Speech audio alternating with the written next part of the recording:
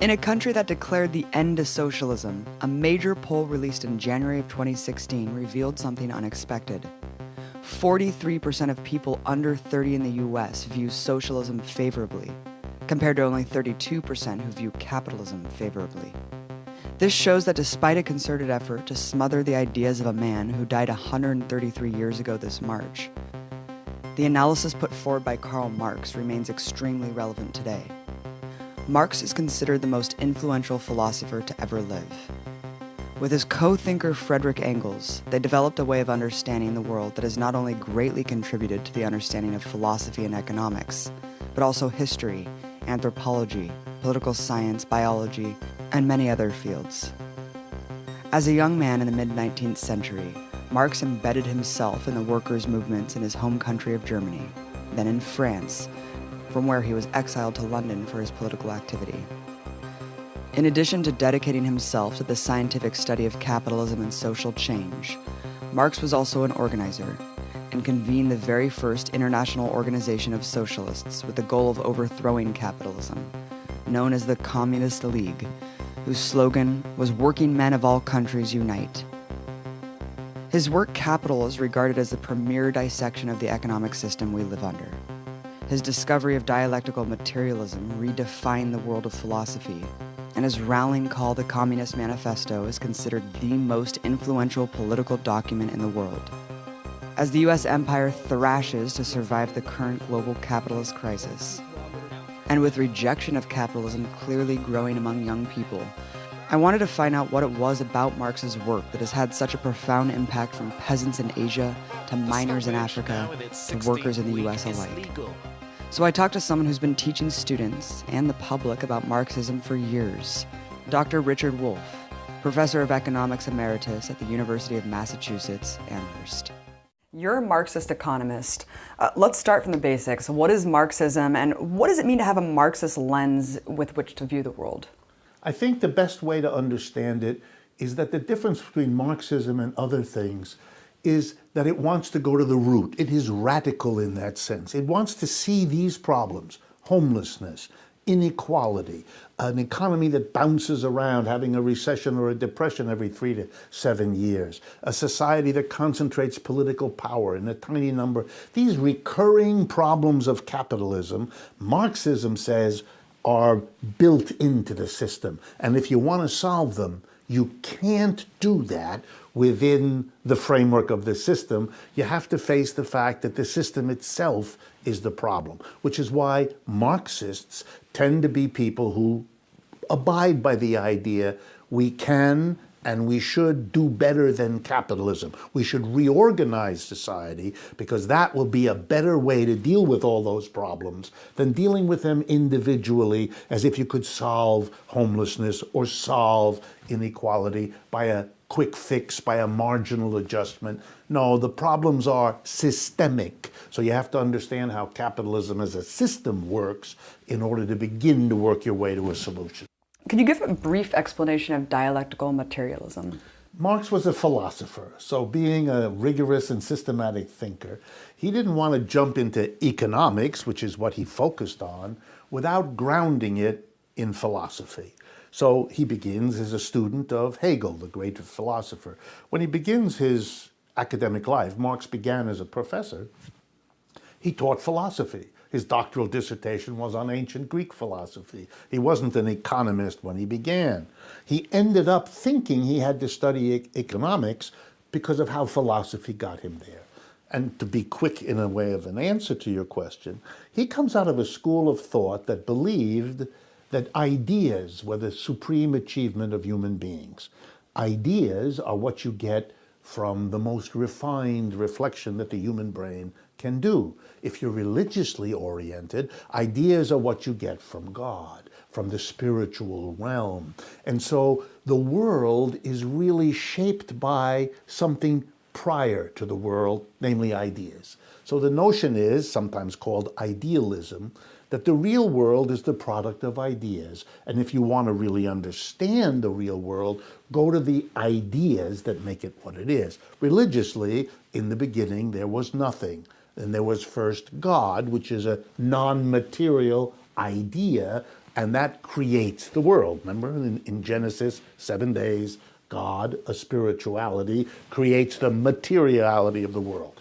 Marx rejected that. For him, the material is just as important as the ideal. If you want to see where the material comes from, it's shaped by ideas.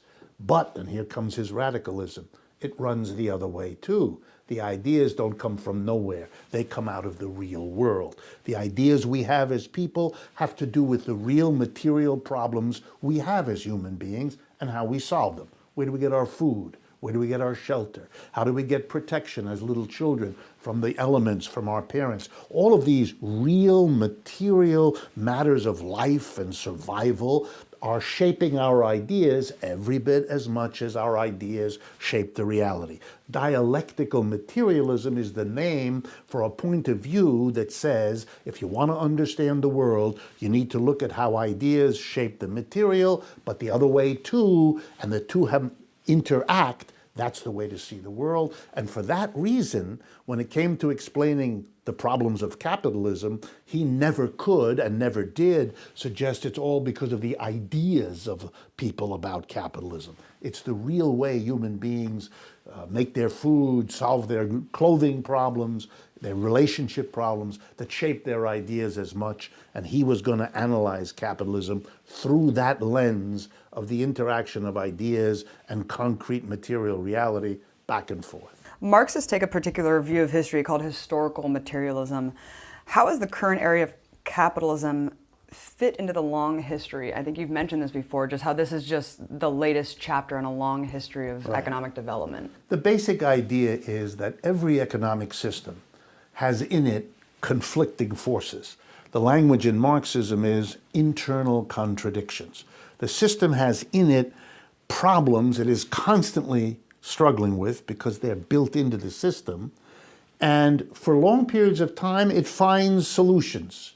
But in the end, historical materialism says, the internal contradictions become unmanageable, and then there's a kind of explosion, the system dies, and a new one is born. So we had slavery, for example, in various parts of the world. It was born, it evolved, it had its contradictions. For example, the contradiction that the only way a slave system can continue is if you replace the slaves that reach old age and die, and that's become a big problem for many slave societies. And so eventually, the slavery couldn't solve its problems, and it died, replaced by feudalism in Europe, which went through the parallel process, and then it blew up. It couldn't solve its problems. So historical materialism begins to look at capitalism through the same lens. What are the internal contradictions? How do they bedevil the system? What solutions for a while have they found? But when and where might we get to a level of internal contradiction that makes the system tremble, makes it vulnerable, and at that point, if revolutionaries can see and understand what's going on, they can intervene to move to the next system, to get beyond this. Just like rebels overthrew slavery, rebels overthrew feudalism, the expectation of Marx was that capitalism would generate the contradictions, then the tensions, then the failed solutions that would then bring into being the rebels with the ideas of criticism, Marx himself being one of those, who would eventually move to the next system. To illustrate it as concretely as I can, let me give you an example of the kind of contradiction Marx found in capitalism that has been crucial for everybody else. And I pick it because it's so relevant right now in the United States and around the world. Every capitalist, I think most of the folks watching know this just from their personal life. Every capitalist is always trying to either make more money or survive competitively by saving on his labor costs. One capitalist does it by substituting machines for working people, automating, getting a computer to do what he used to have 50 people do, etc., etc. Another capitalist does it by trying to get cheaper workers in place of more expensive ones, hiring women, if they're less expensive, to do the job that they used to pay men more for, hiring immigrants rather than native folks, moving to another part of the world where wages are much lower. We all know that. So Capitalists are always trying to save on labor costs because they can make a better profit if they do that. But here comes the contradiction. If all capitalists are reducing the number of workers they pay or reducing the pay they give to their workers, what will result is that the working people have less and less money. And if they have less and less money, they can't buy what the capitalists are producing to sell. The capitalists, therefore, are destroying themselves, but they have no choice. They have to save on the labor outlay, and then that comes back and bites them in the rear end because there's no demand. If you've been so successful becoming rich as a capitalist, you've killed yourself. These kinds of contradictions, for Marx, are the beginning of the end of a system. It papers it over. For example, when people couldn't buy in the 1970s, the capitalist system kept going anyway. How did it do that? How did it keep going when the people didn't have enough money from their wages to buy? The solution was credit. We loaded the world up. House credit, that's your mortgage. Car payment credit, nobody buys a car except by paying out. Credit cards, which didn't exist before the 1970s for anything but traveling businessmen, and only a small number of them. And then when that was not enough, we loaded up, for the first time in American history, an entire generation of students who can't get a degree without loading up with tens of thousands of dollars of debt. We kept the system going. People could buy stuff even though their wages didn't pay for it by borrowing. And in 2008, the predictable happened. It turned out your fix only lasts for a while. You really have to ask, in a way that many of us as Marxists hadn't done for most of our lives. The problems of capitalism now are so severe, so systemic, so global, that we're beginning to wonder whether this system is going to find a way out. The Marxists are not the only ones wondering whether this system is coming to an end. The people on the other side of the political fence are very worried too. Yeah, you have billionaires writing op-eds. The Absolutely. pitchforks are coming for the plutocrats because they know what's coming. Let's talk about the bubbles. You're talking about the housing bubble, and I think that this is a really interesting indication. The housing crisis, the crisis of overproduction, the fact that we have more houses than we do homeless people. But because you have this crisis of overproduction, too much of something was produced and people couldn't utilize it. I mean, talk about that concept and why this is an inescapable phenomenon under capitalism. Starting in the 1970s, American businesses began to have what I like to call a eureka moment. They realized that in the West, North America, Western Europe, and Japan, 100 and 200 years of capitalism had built up impressive factories, offices, stores. But they were built up in the places where capitalism was born, Western Europe, North America, and Japan. That's where they had concentrated everything. And that's where they had drawn workers in off the countryside to become urban, industrialized working classes. And along the way, the workers, noticing how productive capitalism was since they did the work, demanded for themselves a rising standard of living. So roughly, from 1820 to 1970, particularly in the United States but elsewhere, wages rose. That's what, over that time, capitalists were doing so well they could raise the wages of their workers and still make out like bandits. So it was a system in which people began to get the idea capitalism works. It delivers the goods because it raises wages. You had to not look at what was happening to where most people in the world lived, Asia, Africa, Latin America, because for them the situation was horrible. But if you concentrated on where capitalism was born, you could fool yourself into thinking, wow, this is a system that works. And the capitalists, of course, and the people who liked it celebrated all of that. Then in the 1970s, capitalists had this eureka moment. They said to themselves, wait a minute. We're in North America, Western Europe, and Japan, where the wages are now very high. Workers are very happy. But why are we here? In the rest of the world, which has been savaged by the growth of capitalism in those privileged areas, wages are very low. So in this eureka moment, capitalists said, what are we doing here in Western Europe, North America, and Japan? It's much more profitable if we produce in China, in India, in Brazil, anywhere else. And there begins what we're still in the middle of, the exodus. the abandonment of the places of origin of capitalism by the capitalists. So there's a massive move to China, India, Brazil, and all those places, producing what?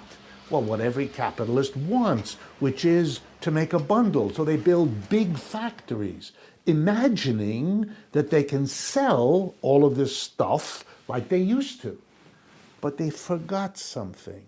If you go from high wages in the United States to low wages in China, the bottom line is that the people earning wages are earning a lot less than they used to.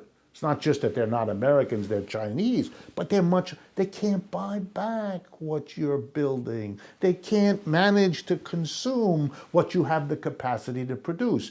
Right now, China is slowing down, scaring the whole world. But it's not China that's slowing down.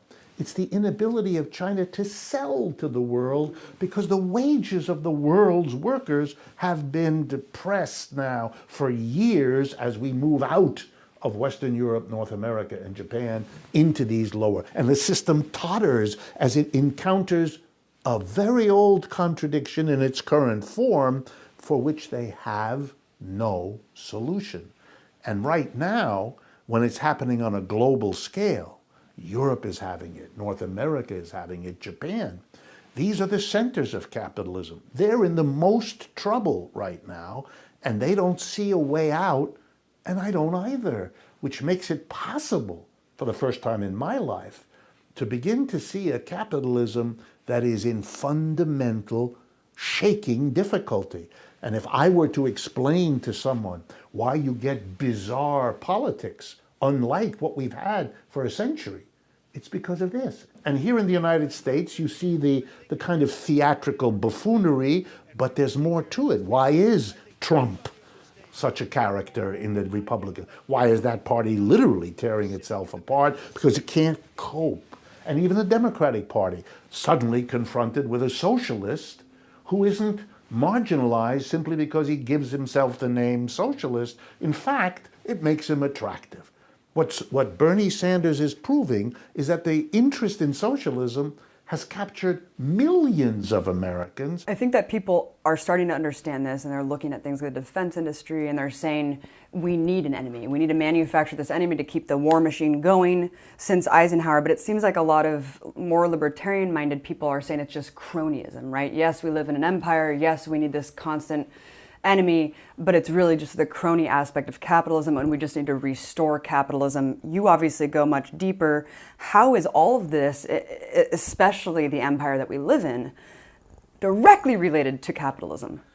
Every time a system's in trouble, there are the defenders of the system who say, well, yes, I agree, right now it's really crappy, it's dangerous, it doesn't work.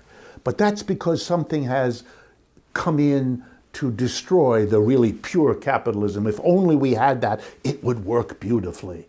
I understand it. That's a human, you want to hold on because changing systems is frankly scary, always has been. So this is a way you can hold on to a kind of loyalty to capitalism in general while joining in the critique of the way capitalism is here. The answer I would give, which will make these folks unhappy, is, look, capitalism is what you got.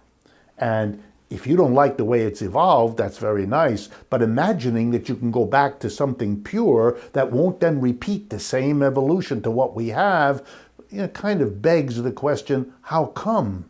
We didn't become dependent on the defense industries because a lot of people are crooks or because a lot of people have cronies whom they favor. Come on, that's not really a very profound analysis. There may be cronies all the time, but why were they successful? I think the biggest counter, and I'm sure you hear this constantly, is looking at the USSR, looking at some sort of manifestation of authoritarianism like North Korea and saying, well, that's the inevitability of communism. When capitalism emerges in Europe out of feudalism, 17th, 18th century, there are lots of places where it is started, where it grows for a while, and then it blows up, it dies, or it goes in directions that are horrible and people reject it. And that's not surprising because you don't one day decide to go from system A to system B, set up the new system B, and everything just works ducky fine right off the bat. That's not how this happens. In every case, the transition has to go through a number of experiments. Lessons are learned. This we did well, that we didn't do well, and that's why it fell apart or took a direction we didn't like. And then eventually you get to a capitalism which covers its bets, can be better than the ones that came earlier, lasts longer, and becomes something that all people eventually grasp onto. I would expect that of socialism. Look, for most of the world, poverty is the daily grind of life, and therefore the most urgent economic objective of most people in most parts of the world is to get out of poverty, to have economic growth where the standard of living grows.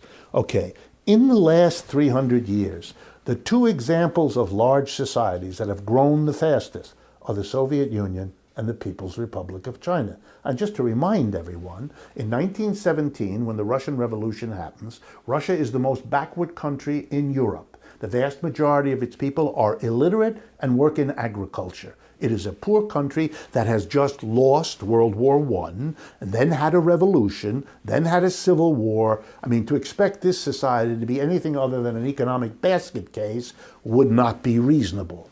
Okay, now fast forward to 1975. That's only 50 years later. The Soviet Union is the second superpower in the world. It has come through another World War, World War II, that was devastating like the first one on Russia. And nonetheless, it shows a level of economic growth that is stunning. The equality and the fraternity are not easy to find. They became critics. They literally said, wait a minute, this system isn't the road to freedom, to equality, to all the good things that people normally have championed. And they became critics. And the most important of them in the 19th century, when capitalism was really taking hold, was this guy, Karl Marx. So I think a lot of people are aware of socialism now, especially since we have a self-proclaimed democratic socialist running for president, but they don't actually understand what it means. I think they're taking little bits and pieces, free healthcare, free education.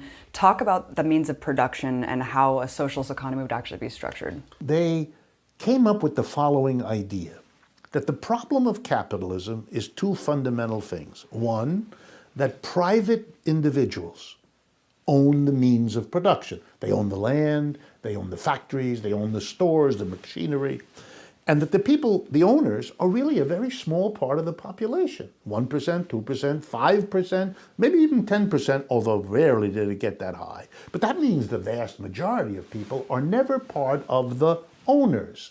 And the basic socialist idea was, if you allow a small number of people to control the means of producing all the goods and services we all need to survive, they're going to use that control to make the system work for them. And they're not going to worry about the rest of us. In other words, it's a recipe for a society that produces wealth for the top 5 to 10%, but not for everybody else. That gives power, political and other power, to those at the top and not to everybody else. So the socialist idea was, this is fundamentally unjust, fundamentally undemocratic. This is what's wrong with capitalism, and how do you solve it? You make collective ownership, not private. The society as a whole should own the means of production, the factories, the offices, the stores, so that they are good for everybody, so that what they produce is distributed roughly equally, so that the influence and the decisions are made. So social, that's why it's called socialism. It's the society that should own. It focuses on the workplace. Its idea is the way you make sure that the government never again becomes an institution over the people, but rather simply an instrument of the people, is by making sure that at the base of society, where people live and work, the wealth, the productive capability is in their hands. If you want the slogan of 21st century socialism, it's this: democratize the enterprise. End this process where there's a handful of people who make the decision. In most American corporations, and corporations do the bulk of the business in modern capitalism, a tiny group of what are called major shareholders, the people who have big blocks of shares, they select who the board of directors is. 1% of Americans own 3/4 of the shares. It's highly concentrated. A tiny number of people, the 1%, own the bulk of the shares. How do you run a corporation? At the top is something called a board of directors, usually 15 to 20 people. How do you get on the board of directors? There's an election every year to get on that board. And the way the election works is, if you own a share of stock in the company, you get 1 vote. If you have 10 shares, you get 10 votes. If you own 1,000,000 shares, you get 1,000,000 votes. If you have no shares, that's how many votes you get. So there's no pretense of democracy. So if a handful of people own the bulk of the shares, they control everything. They select the 15 or 20 people on the board of directors. The board of directors decides what the company produces, how the company does it, where the company is located, and what's done with the profits. Everybody helps produce the profits. The employees have to live with the decision, but have no influence on it. It is the opposite of democracy.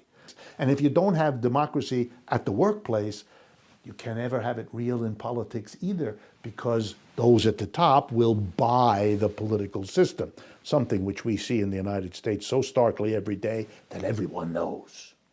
If workers took over a factory that had a worker co-op instead of a top-down, and the workers together decided what to do with the profits, you think they'd give a few executives $25 million so they have more money than they know what to do with, while everybody else has to borrow money to send their kids to college? It'll never happen. You think a collection of workers, say 400 in a factory, considering that you could make more money if you moved the production to China, are they going to vote to get rid of their own jobs?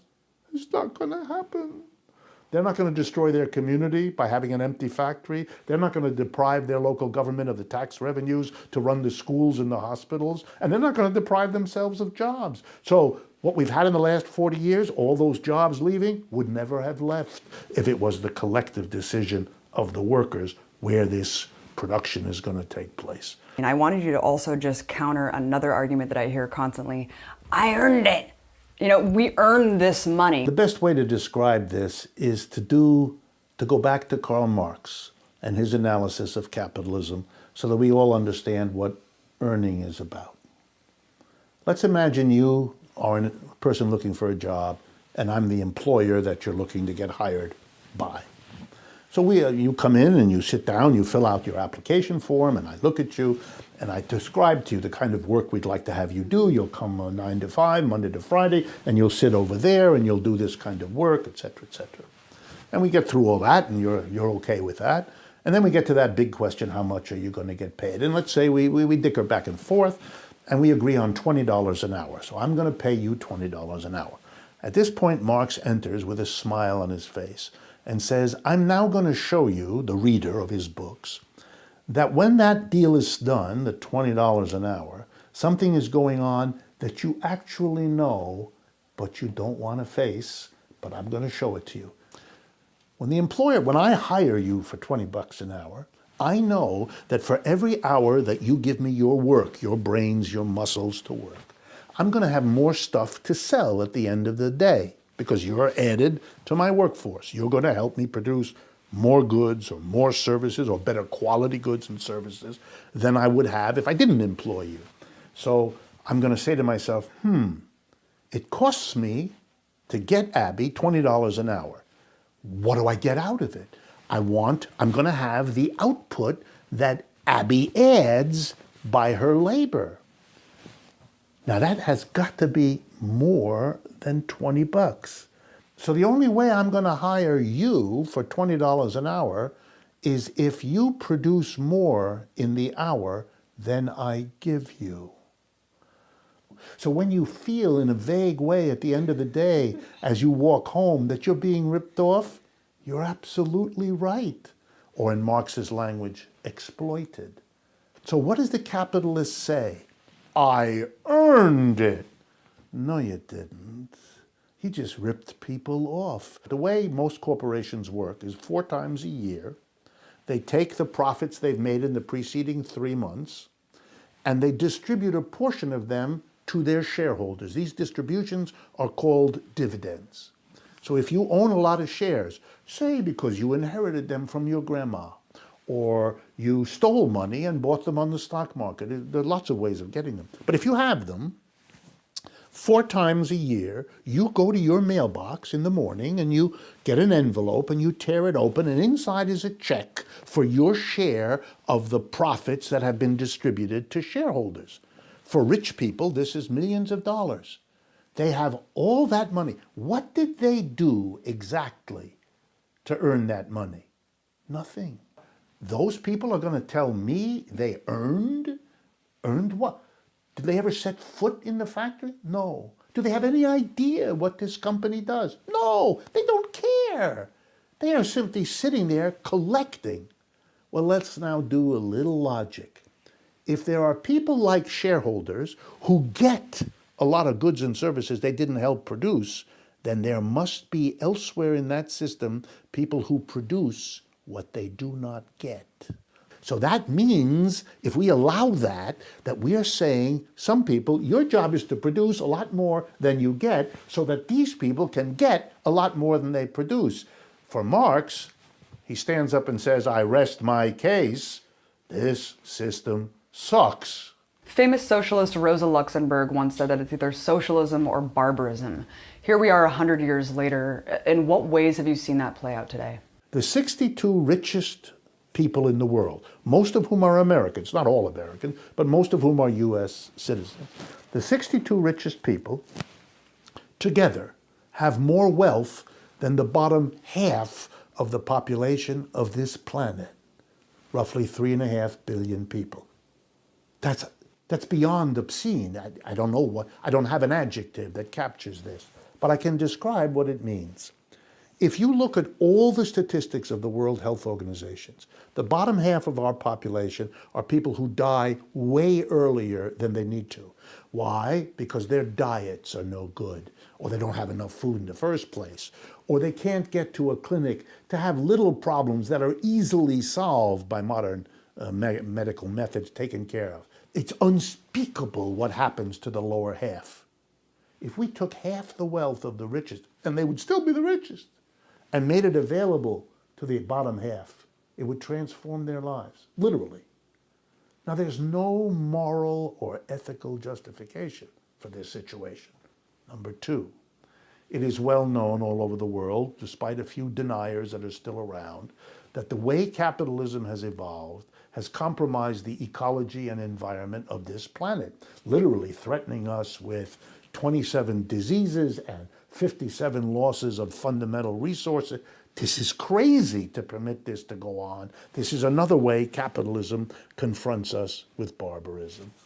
And the third one is, and here the United States plays a particular role, is this notion that the Western world, the world that has the wealth and the military might, is in a war, an endless war against something as vague as terrorism, whatever exactly that is, and that this is used to justify an endless use of resources not available for people's needs, but to combat one enemy, real or imagined, after another. So we literally confront an endless military warfare state, a cataclysmic destruction of our natural environment, and a level of inequality that has no justification. Our entire economic situation would have been completely different in the last 30 years if we had had a movement, if we had had organizations to make these demands, because I haven't the slightest doubt that the majority of Americans will support all of them. You know, it used to be at this point in an interview, I would have to look at a skeptical interviewer saying, oh, Americans support this kind of socialistic stuff. But I don't have that problem anymore, because Mr. Bernie Sanders has done me a favor by throwing his hat in the ring in the Democratic primary and running around the country as he's been doing. As a socialist, he has proven for all Americans to see that the support for something other than capitalism has now captured millions of Americans. And we don't know how many millions, because that still has to be shown. And the argument that was heard when Occupy Wall Street emerged in 2011, that this is a tiny group of people who don't represent anything, All that's gone because Mr. Sanders has said, well, let's see. Let's see how many people are critical of the 1% versus 99. How many people will support a candidate who says that every day and who even accepts the label socialist? And the answer is millions.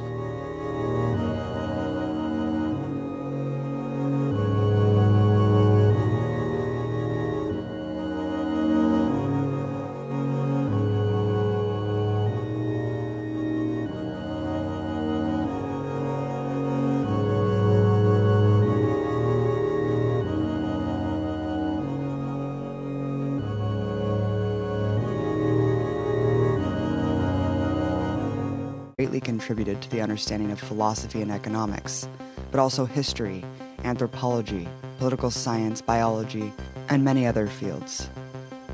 As a young man in the mid-19th century, Marx embedded himself in the workers' movements in his home country of Germany, then in France, from where he was exiled to London for his political activity.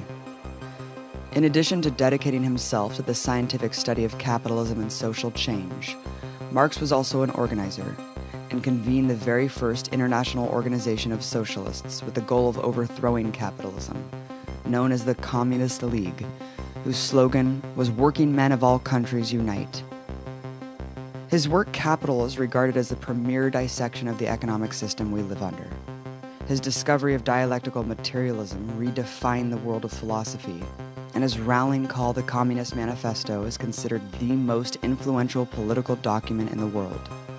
As the US empire thrashes to survive the current global capitalist crisis, and with rejection of capitalism clearly growing among young people, I wanted to find why Marxists tend to be people who abide by the idea we can and we should do better than capitalism. We should reorganize society because that will be a better way to deal with all those problems than dealing with them individually as if you could solve homelessness or solve inequality by a quick fix, by a marginal adjustment. No, the problems are systemic. So you have to understand how capitalism as a system works in order to begin to work your way to a solution. Could you give a brief explanation of dialectical materialism?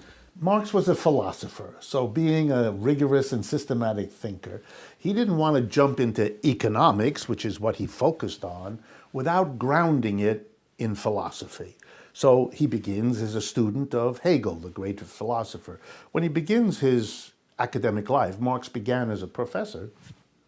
He taught philosophy. His doctoral dissertation was on ancient Greek philosophy. He wasn't an economist when he began. He ended up thinking he had to study economics because of how philosophy got him there. And to be quick in a way of an answer to your question, he comes out of a school of thought that believed that ideas were the supreme achievement of human beings. Ideas are what you get from the most refined reflection that the human brain can do. If you're religiously oriented, ideas are what you get from God, from the spiritual realm. And so the world is really shaped by something prior to the world, namely ideas. So the notion is, sometimes called idealism, that the real world is the product of ideas. And if you want to really understand the real world, go to the ideas that make it what it is. Religiously, in the beginning, there was nothing. Then there was first God, which is a non-material idea, and that creates the world. Remember, in Genesis, 7 days, God, a spirituality, creates the materiality of the world. Marx rejected that. For him, the material is... Find out what it was about Marx's work that has had such a profound impact from peasants in Asia to miners in Africa to workers in the US alike. So I talked to someone who's been teaching students and the public about Marxism for years, Dr. Richard Wolff, Professor of Economics Emeritus at the University of Massachusetts, Amherst. You're a Marxist economist. Let's start from the basics. What is Marxism, and what does it mean to have a Marxist lens with which to view the world? I think the best way to understand it is that the difference between Marxism and other things is that it wants to go to the root. It is radical in that sense. It wants to see these problems, homelessness, inequality, an economy that bounces around, having a recession or a depression every 3 to 7 years, a society that concentrates political power in a tiny number. These recurring problems of capitalism, Marxism says, are built into the system. And if you want to solve them, you can't do that within the framework of the system. You have to face the fact that the system itself is the problem, which is